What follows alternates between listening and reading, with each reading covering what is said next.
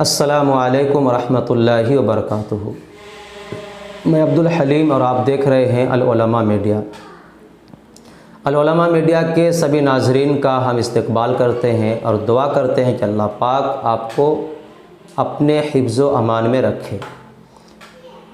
प्यारे नाजरीन, पिछले 2-3 दिन से कमेंट के ज़रिए से, व्हाट्सएप मैसेज के ज़रिए से, इसी तरह कॉल के ज़रिए से कई अहबाब ने एक शिकायत की और मुस्बत राय जानने की कोशिश की।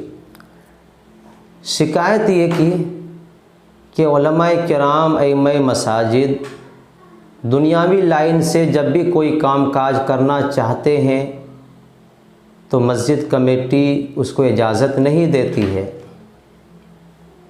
वो बीच में रुकावट बन जाते हैं और सिरे से इनकार कर देते हैं कि आपको या तो मस्जिद में रहना है या बाहर काम करना है, दोनों एक साथ आप नहीं कर सकते।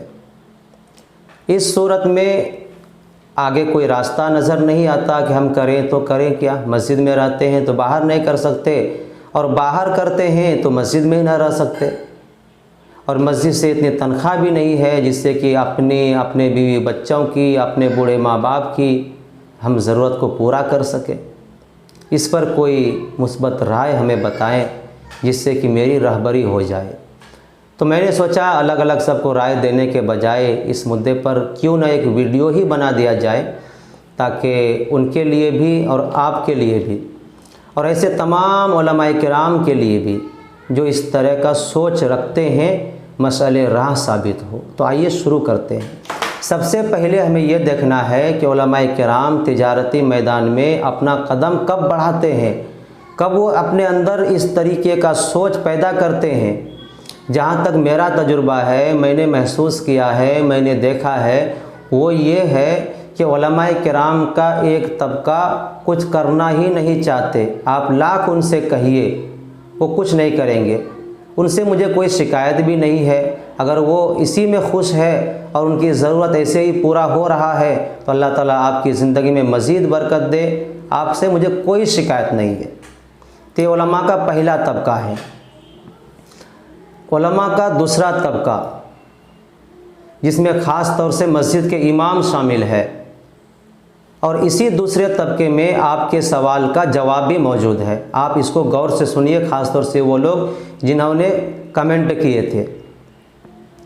असल होता क्या है, जब कोई इमाम, कोई मस्जिद के मुअज्जिन या मस्जिद के इमाम 5 साल 10 साल इमामत कर चुके होते हैं और उनकी ज़िम्मेदारी बढ़ जाती है, उनकी परेशानियां बढ़ जाती है, तब जा कर के वो सोचते हैं कि हमें अब आगे कुछ करना है, क्योंकि पीछे 5 साल 10 साल में इस तरीके का सोच उसके अंदर नहीं होती है। घर से भी कोई तकाज़ा नहीं, बच्चों की भी कोई ज़रूरियात नहीं है, छोटे बच्चे होते हैं। लेकिन 5 साल 10 साल के बाद जब बच्चे बड़े हो जाते हैं, माँ बाप बूढ़े हो जाते हैं, अब परेशानी बढ़ जाती है।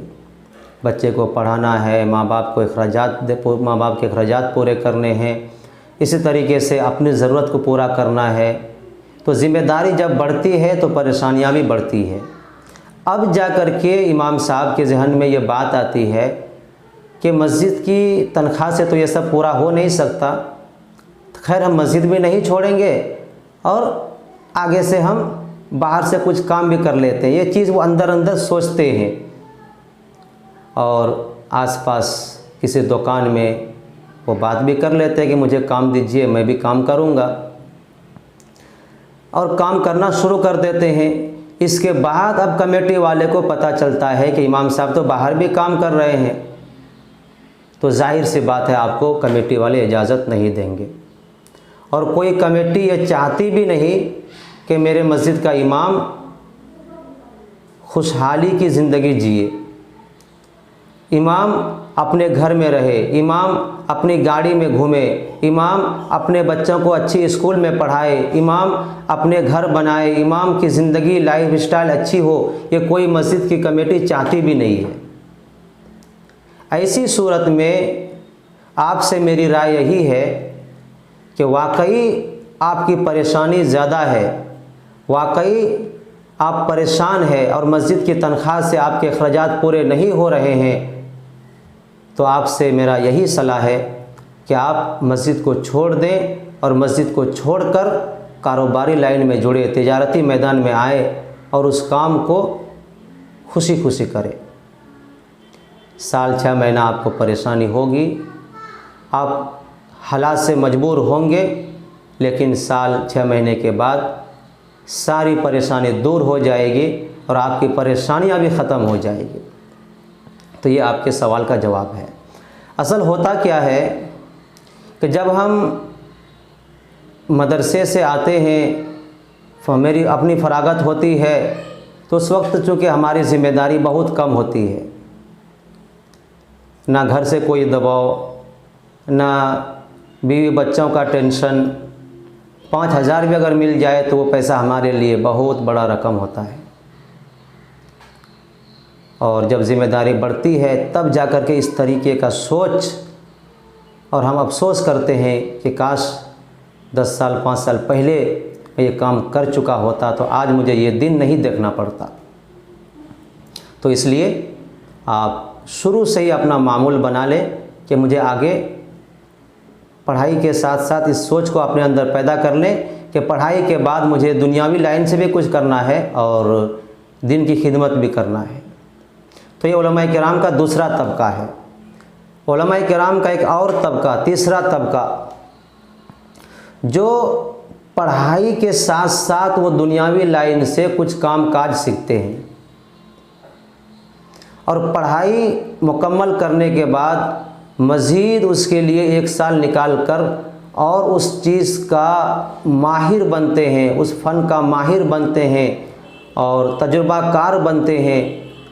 और जब पूरी तरह से वो सीख लेते हैं, अपने ऊपर भरोसा हो जाता है कि हाँ अब मैं ये काम कर लूँगा, मुझे यकीन है, उम्मीद है, फिर वो किसी मस्जिद में या मदरसे में इमाम की हैसियत से या उस्ताद की हैसियत से बात करते हैं। और जब बात करते हैं तो साथ में वो बात ये भी कर लेते हैं कि देखिए मैं अपने खाली औकात में दुनियावी लाइन से कुछ काम काज करूँगा, इजाज़त है तो मैं रहता हूँ, नहीं तो नहीं रहूँगा।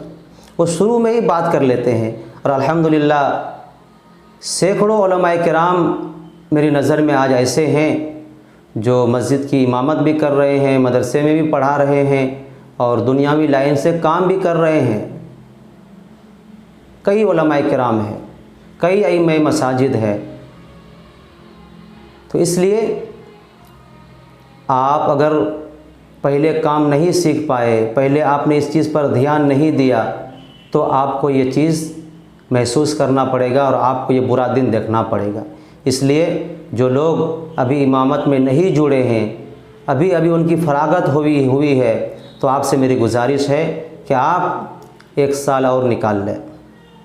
1 साल निकाल कर किसी काम में आप उस वक्त को लगाएं, कोई काम आप सीखें, उसके बाद आप इमाम बने, उस्ताद बने और फिर आप देखिए कि आपकी ज़िंदगी में कितनी खुशहाली आती है। आप दुनिया के एतबार से भी आप अच्छे होंगे और दीनी एतबार से भी आप अच्छे होंगे। इसलिए ये मेरी नाक़िस राय आपको कैसा लगा आप कमेंट में बताएं। इंशाअल्लाह एक और वीडियो में आपसे मुलाकात होगी।